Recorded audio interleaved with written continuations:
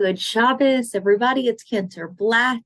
I've got the honor and the privilege of introducing Bamidbar, our next book in the Torah. We just finished up Leviticus.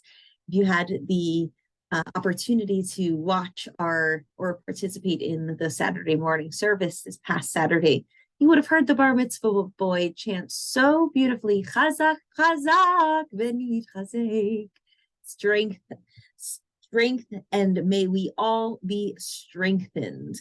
And we do this at the end of each book of the Torah. We stand together as a community and we celebrate finishing another book and starting the next book. And what a book we're about to start. We are jumping into Bamidbar, which means numbers and to count. But we know it also as into the wilderness, into the desert.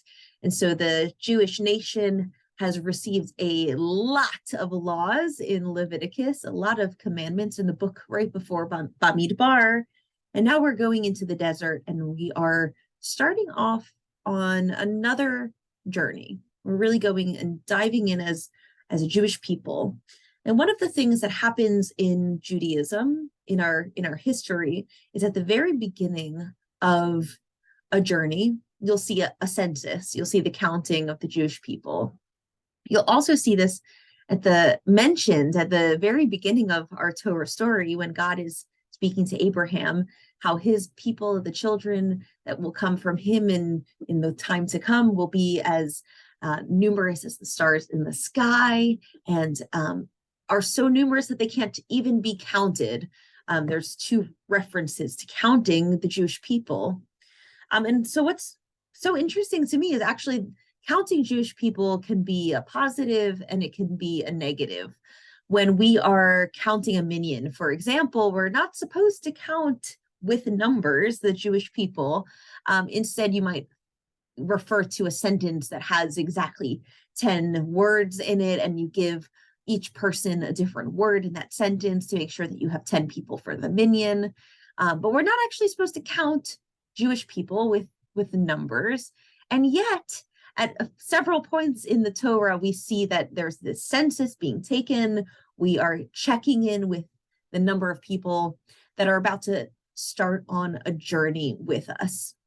So we're going into the desert. We count the number of people. In this case, it's counting the number of draft eligible men. So you could probably multiply that number of 600,000 something by 3 or 4 to get the actual number of Jewish people that were around at that time. And it's always good to do that before you start on a journey, before you go and do something new, to kind of check in to see who is with me, who is here.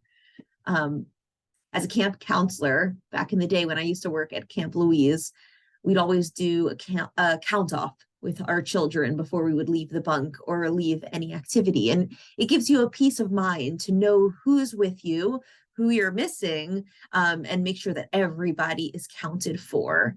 And as we go into our lives, before we start any big journey or big step forward, it's always good to take a moment to pause, look around, see who's with you, and know that everyone counts. Everyone in your life has a purpose and a meaningful relationship. And it could be different for different people, but everybody counts. Everybody makes a difference. So I hope that you can take that into your Shabbos and you can count your blessings and count the people that are around you, maybe with a sentence instead of with the numbers, and know that everybody is a part of your journey. Shabbat Shalom. I'll see you all soon. Take care.